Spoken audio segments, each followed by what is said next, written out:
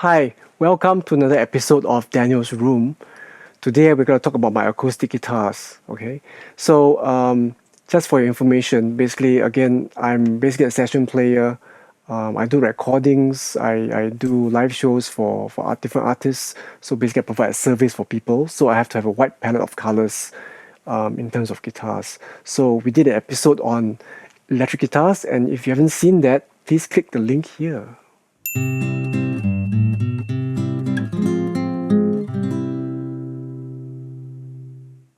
Okay, so now today let's move on to the acoustic guitars that I use for a lot of the work that I actually do. Let's start with this guitar. This is a Martin D28. It's a very standard model. I've had it for about maybe 14 or 15 years. It's been the main workhorse for me. So if you hear a lot of recordings that I've done, I would guess 80% of the acoustic guitar is this guitar. It does well for strumming, for plucking, for a lot of stuff. It's very even, it's very balanced. And I don't really bring this out of the house a lot because I have other guitars for live playing, but this works really well for recording. It sounds really well with condenser mics, with ribbon mics, with different kind of mics, okay? So I will talk about the pickups in a while. Let me move on to the next guitar.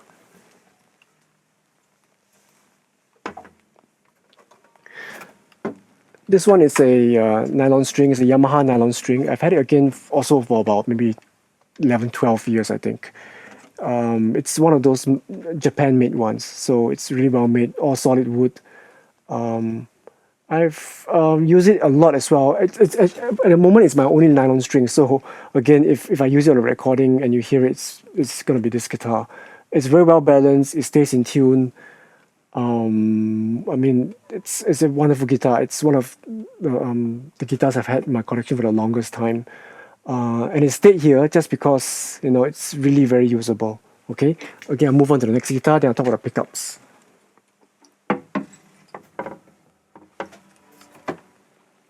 This is a Taylor 12 string. It's a 4 series, I believe. I got this off eBay. And the reason why I wanted a Taylor 12 string was because, as you all know, basically there's a lot of tension on the neck and on the body for a 12 string. So what I've done is, again, for those who do not know, Taylor necks are basically bolt-on necks.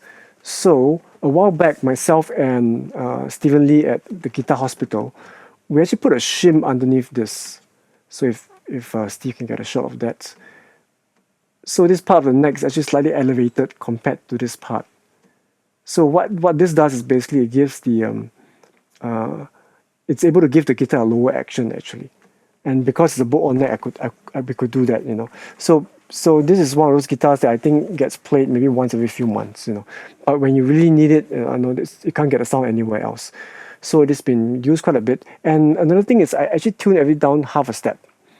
Again, just because of the amount of tension that's on the instrument. I just want to save the neck and the body from as little abuse as I can, So what I do is usually, if I want it in standard concert tuning, I just either capo on the first fret, or I'll just tune up for a session and then tune back down again to everything to a half step down, just to preserve the integrity of the instrument.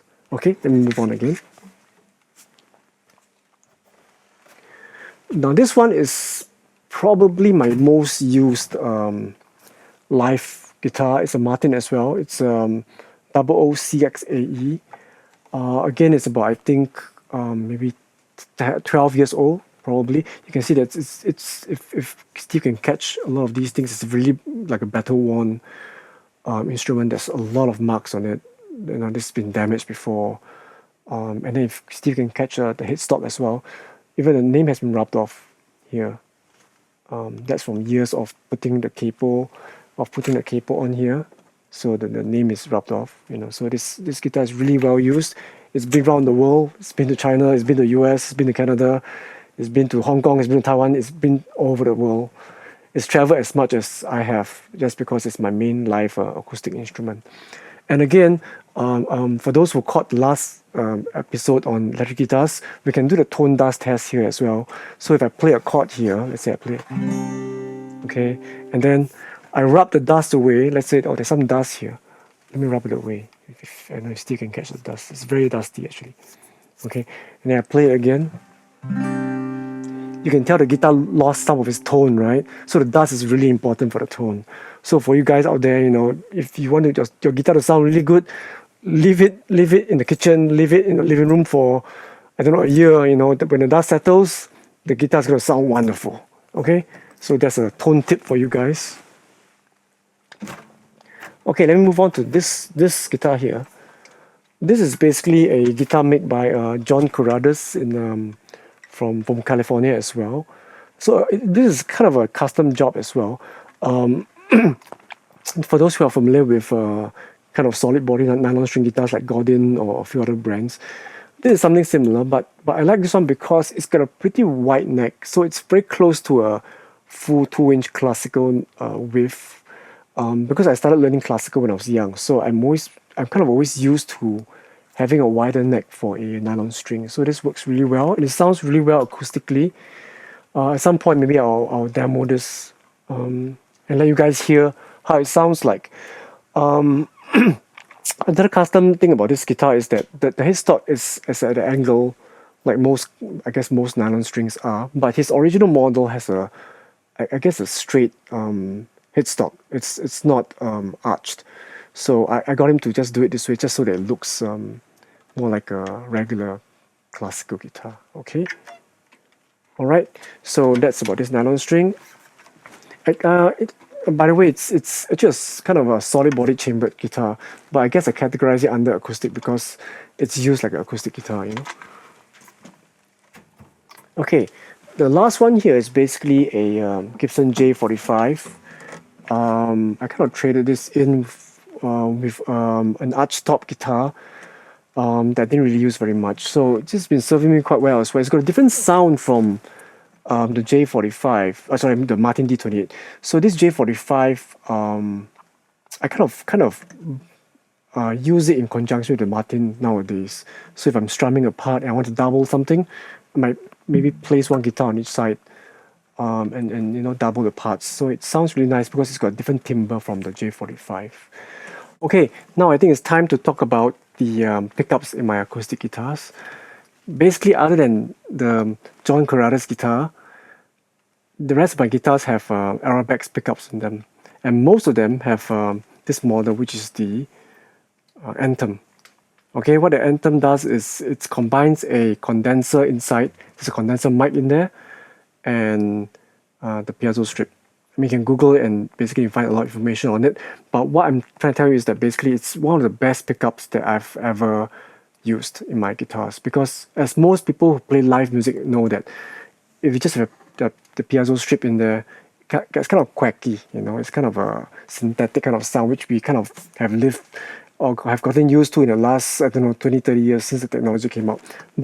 And over the years, a lot of different manufacturers have tried making inbuilt mics or condenser mics, and some of them have not done so well. But for some reason, the Arabex have managed to do a mic that is basically practically feedback free. It sounds great, and when combined with the piezo, basically when you go to different venues, you can kind of blend them and find the right mix, and it's very nice to play because it does feel like an acoustic guitar. And so this one has it. My D28 has it, as you can see. Okay. And then my this other Martin has it as well. The double OCXAE, he has that. Okay, and then the classical and the 12-string have a variation of it. It's called the Anthem SL. Basically, it's a slimmer version with just less EQ and less controls on it. So I think it's the best pickup that I've tried in so many years, and just enjoying playing them because you really feel as if you're playing an acoustic guitar, and yeah, it's great. You know, I highly recommend it to anybody, you know, who wants to put a pickup in their acoustic instruments. Okay, so that's it for today. If you have not checked out my electric guitars video, please do so. I give some information there that might be useful, especially the tone dust test. Now that's very important. Okay, and in the next edition, I'm going to talk about some of my miscellaneous instruments like the mandolin, the ukulele, and the banjos that I have. I'm trying to play them. So I use them for recording a lot. Okay, but that will be the topic for the next episode. So thanks for watching and have a nice day. See you. Bye.